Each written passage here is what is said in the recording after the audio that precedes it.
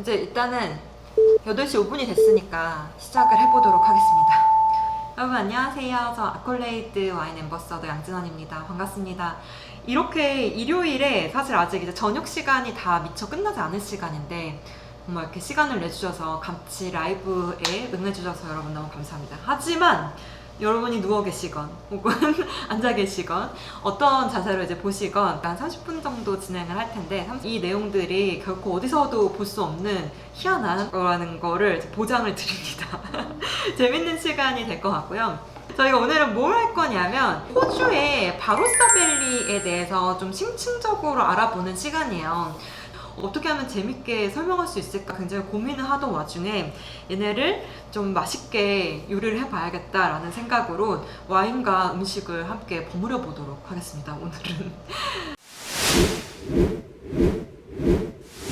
자신만의 마음속에 프리미엄 와인 산지가 있을 거예요. 혹시 토니님은 어떠세요? 나는 여기가 내 인생의 가장 프리미엄 와인 산지인 것 같다 생각하기에. 너무 짠 거 같은데 바로사밸리. 아니 꼭 이 답이 아니어도 꼭 이 답이 아니어도 된단 말이에요. 프랑스 보르도 혹은 보르도 안에서도 저희가 이제 오데샤또라고 하는 그랑크리가 가장 많이 들어가 있는 게 사실 뽀이악 지역이죠. 그런 지역이라든지 미국이라고 하면 저희가 흔히 어떤 지역을 가장 프리미엄 와인산지로 이야기를 하나요? 오레곤. 그곳은 정말 고매하신 취향입니다. 약간 부르고뉴 같은 거죠. 근데 캘리포니아 안에서 소노마. 그것도 제가 원하던 답은 나파였어요. 근데 소노마도 굉장히 버건디 라이크한 취향이죠. 보통은 사실 미국 하면 캘리포니아거든요. 왜냐하면 미국 전체 와인 생산량의 90% 이상이 다 캘리포니아에서 생산이 돼요. 근데 그 중에서도 가장 프리미엄 와인 산지는 나파죠. 그래서 우리가 오늘 이야기할 바로사밸리가 사실은 그런 곳이에요. 호주라고 하면 워낙에 땅덩이가 크다 보니까 많은 분들이 어마어마한 양이 생산이 되는 거 아니야? 라고 생각을 하시겠지만 바로사밸리 자체는 보르도 전체 면적의 한 3분의 1 정도밖에 안 돼요. 이 안에서도 여러 가지 때루아가 나뉘어집니다. 이제 오늘 저희가 소개드릴 그랜트 버지의 까베네 소비뇽이랑 그리고 쉬라즈 같은 경우는 바로사밸리 안에 다양한 때루아들이 다 아주 조화롭게 뭉쳐져서 하나의 완성된 제품으로 나오는 그런 와인이고, 나중에 저희가 혹시 뭐 다른 와인의 설명을 드린다면 바로사 안에서도 기후대라든지 고도라든지 혹은 소일 타입에 따라서 다양하게 얘네들이 특징을 나타내는 거를 말씀을 드릴 수 있을 것 같아요. 여러분들은 호주라고 하면 혹은 바로사밸리라고 하면 가장 떠오르는 품종이 혹시 있으실까요? 제일 먼저. 아무도 없는 것 같이 아무도 대답이 안 해요. 다들 아마 제일 많이 포도 재배 면적을 가진 곳이 쉬라즈라고 생각을 하실 거예요. 실제로 그 답이 맞습니다. 바로사를 예를 들면은 쉬라즈 재배 면적이 7,000헥타르가 넘어요.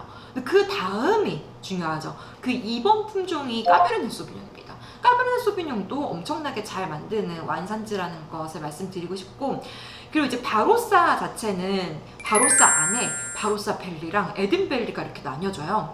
바로사밸리는 조금 약간 사토질 그리고 점토, 석회암 이런 게 들어간다고 하면 에든밸리 자체는 좀 약간 편마음이라든지 이런 게 더 많은 그런 지역입니다. 지역 자체도 에든밸리가 좀 더 서늘하고요.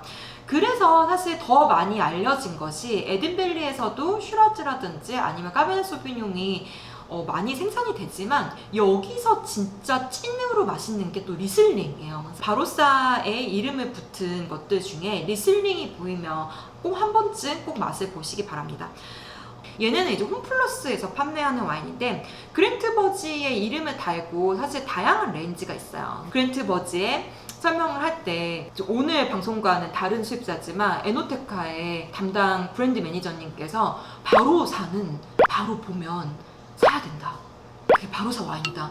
이런 이야기를, 심지어 우리랑 그녀가 처음 만났을 때 20대였는데 이런 농담을 우리한테 하기 시작했어요. 근데 그게 정말 썰렁한 아재 개그지만 실제로 그게 맞는 게 프랑스 보르도의 뽀이악 혹은 미국의 캘리포니아의 나파밸리 같이 어마어마한 프리미엄 와인 산지지만 아직은 가격이 그렇게까지 치닫진 않아요. 정말 맞는 거예요. 얘는 우량주입니다, 여러분. 10만 원 이하 나파 까베네 소비뇽 사고 싶어요. 이러면 없어요, 아예 시장에. 혹은 프랑스 보르도의 뽀이약 와인 중에 그랑크리가 아니어도 내가 한 7만원짜리 사고 싶어요. 어려워요. 그 고르기 어렵단 말이에요. 근데 바로사 벨리는 그만큼 엄청나게 좋은 포텐셜을 가지고 있고 그 이상의 퍼포먼스를 보여주는 지역이지만 얘네 같은 경우는 아직은 그만큼 사람들이 생각하지 못하기 때문에 아직 그렇게까지 가격을 치솟지 않았다는 것을 강조를 드리고 싶습니다. 진짜 보이면 바로 사야 되는 와인이 바로사 와인입니다. 네. 썰렁한 썰렁한 이야기를 하고 본격적으로 요리를 해보도록 시작할게요. 네. 어떻게 하면 진짜 저희 호주 와인과 잘 어울리는 음식들을 만들 수 있을까 해서 오늘 저희가 스테이크 솥밥을 준비를 해봤어요.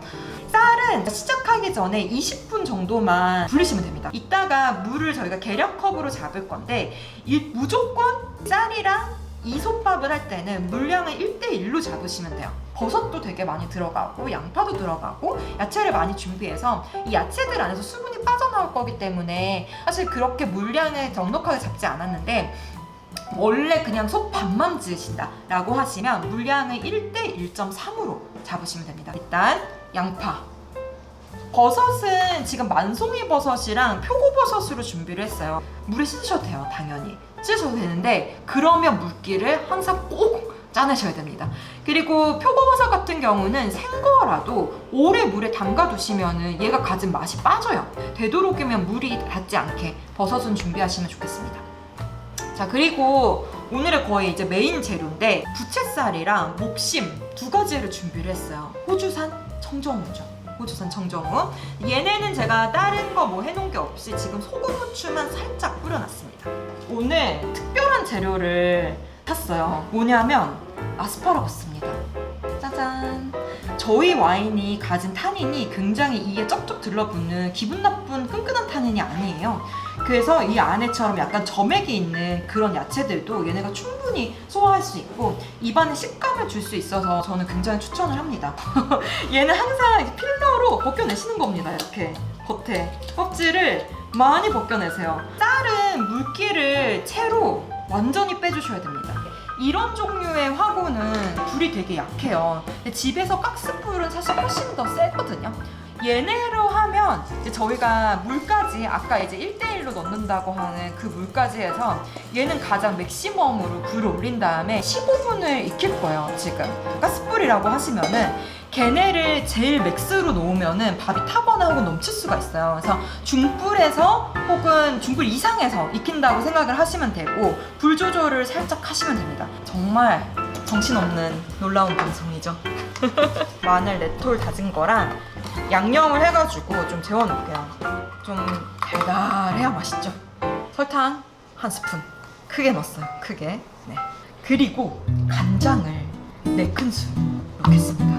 감칠맛이 되게 센 거랑 사실은 와인 페어링이 엄청나게 어렵다고 이야기를 했지만 호주 와인 같은 경우는 타닌감이 아주 그렇게 세지도 않고 그러면서도 과시량이 굉장히 풍부해서 우리나라 음식이 가지고 있는 감칠맛을 얘네가 다 이겨낼 수가 있어요. 그래서 굉장히 추천을 드립니다. 얘네 이렇게 재워놨다가 조금 있다가 밥이 익어가면 얘네도 한번 같이 익혀볼게요. 15분 동안 얘가 익힌 다음에 저희가 나머지 재료들을 같이 다 올릴 거예요. 근데 저는 지금 밥을 처음 시작할 때부터 고기를 올리지 않고 고기를 제일 마지막에 올릴 거거든요. 양념이 들어가게 되면 돼지갈비 같은 것도 잘 타잖아요, 사실. 근데 얘도 똑같이 설탕이라든지 간장이 들어가게 되면 되게 금방 타요. 그래서 저는 이제 좀 뒤에 올리는 걸로. 네. 자, 준비가 끝났어요. 벌써. 사실 그랜트버지라는 브랜드는 전 세계적으로 어마어마한 브랜드예요. 매샥이라고 하는 죽기 전에 마셔야 할 천일 와인 중에 하나인 와인을 생산하는 곳이고 이 와이너리의 그 와인메이커가 크랙이라고 정말 바로사의 와인 왕입니다. 정말 이제 진지한 와인을 잘 만드시는 그런 분이고 호주 와인만을 전문적으로 평가하는 곳들이 있어요. 얘는 항상 가장 최고점을 받는 그런 와이너리라고 할 수 있습니다. 까베르 소비뇽은 살짝 민트향이 있고 그리고 뭐 타바코 느낌이라든지 이런 게 있어요. 되게 신기한 게 그래서 어린 와인인데 좀 되게 올빈 향이 나네요. 올빈에서 느껴지는 좀 안정적인 오크 느낌이라든지 부엽토 느낌이라든지 이런 것도 좀 살짝 있습니다. 굉장히 이제 질이 좋은 다크 초콜릿 힌트가 살짝 있고, 얘도 플럼 같은 자두, 굉장히 잘 익은 자두 느낌이 있지만 슈라즈를 테스트를 해보시면 얘는 좀 과실 캐릭터가 까베르 소비뇽보다는 훨씬 더 강한 것 같아요. 뭐 라스베리라든지 아니면 블루베리라든지 블랙베리라든지 과실 캐릭터가 훨씬 더 강하다고 말씀을 드릴 수 있을 것 같습니다. 둘 다 사실 향신료 향이 있는데 향신료 향이 어떤 느낌으로 다르냐면 까베르 소비뇽은 좀 더 바닐라라든지 이런 향이 나고 슈라즈는 좀 더 시나몬 느낌이 나요. 만약에 이제 여러분들이 음식 페어링을 하신다고 하시면 계피 같은 거는 와인이랑 페어링을 할 때 갈비찜 같은데 살짝 꼬집어서 뭐 이거 많이 확 넣으면 안 되죠. 그럼 진짜 수정과가 되니까 갑자기 맛이. 그렇게 말고 정말 한 꼬집 정도만 넣으면 진짜 폭발하는 시너지를 한번 느끼실 수 있으실 것 같아요. 호주의 바로사밸리에서 가장 또 자랑이 있어요. 프랑스 보르도의 어디? 보이요? 뽀이아, 그렇죠. 뽀이아이라든지 혹은 미국 캘리포니아의 나파라든지, 네, 그런 데보다 사실은 역사적으로 지형 자체가 훨씬 더 먼저 생성이 된대요. 토양 자체로만 따지면 전 세계 어떤 와인 상지보다 가장 먼저 지층이 형성된 곳이 호주의 바로사밸리라고 말씀을 드릴 수 있을 것 같습니다. 특징이 있는데 여기는 필록세라의 데미지를 한 번도 입은 적이 없어요. 프랑스의 아까 얘기한 뽀이악 같은 경우는 바인이 가장 소출량이 좋을 때가 35살에서 45살 사이예요. 그래서 이제 온갖 그랑크리 밭들이 일단은 45이 넘으면 얘를 잘라요.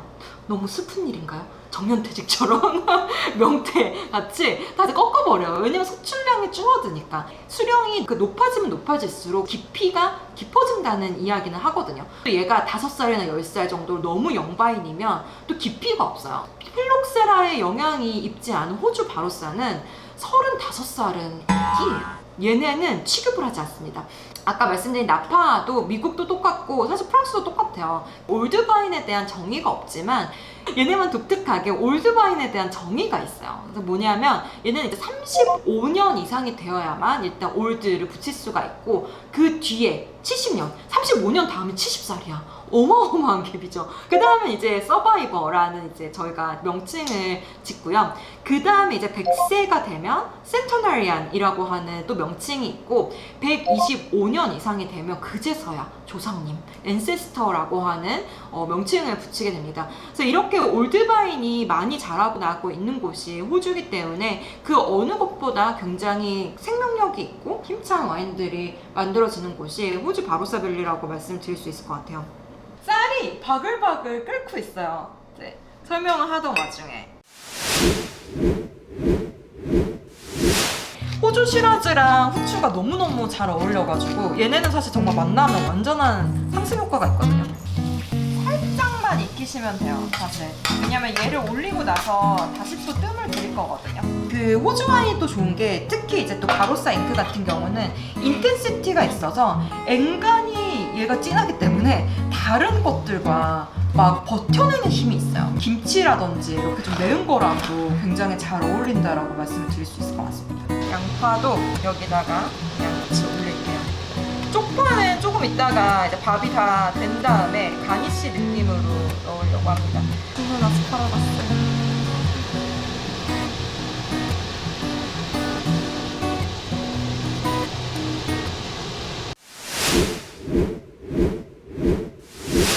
저희가 맨날 9시에 고정적으로 같은 시간에 하다가 오늘 좀 1시간 저희가 당겨봤습니다.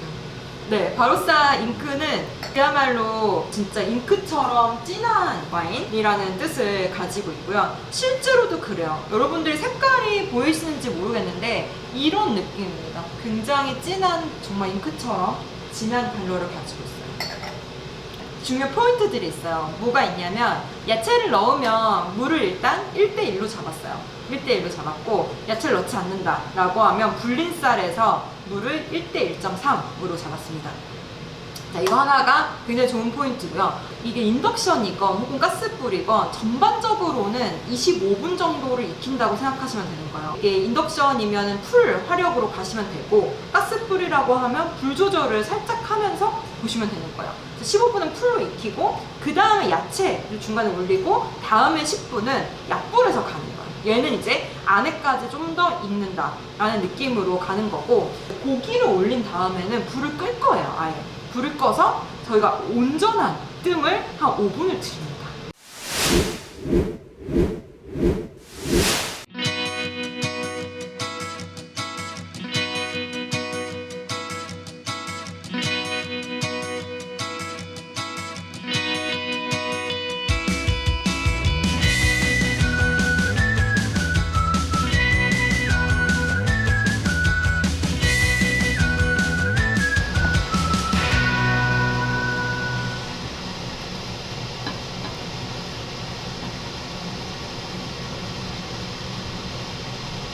우와, 맛있어.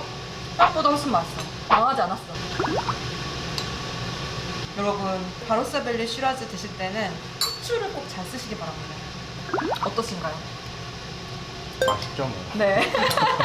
맞습니다. 맛있는데 이렇게 이제 힘찬 레드와인이 잘 어울리기가 좀 어려워요. 어려운데 저희가 이제 오늘 여러 가지 치트키와 버터도 한 숟가락 집어넣고, 그리고 호주 와인이랑 굉장히 잘 어울리는 후추도 어마어마하게 썼고, 고기를 사용을 한다든지, 그리고 이제 간장과 설탕도 적정 분량을 사용을 해서 훨씬 더 잘 어울린다고 말씀을 드릴 수 있을 것 같아요. 네. 우리가 코로나가 끝나면 꼭 함께 만나서 이렇게 강의를 하고 밥을 라이브로 만들어서 먹을 수 있는 날이 오지 않을까라고 생각을 합니다. 늦은 시간에 함께 해주셔서 감사합니다. 저희 곧 또 만나 뵙고요. 언젠가 빠른 시일 안에 라이브 말고 직접 만나서 여러분들과 함께 재밌는 시간을 또 가져보도록 하겠습니다. 좋은 밤 되세요. 안녕.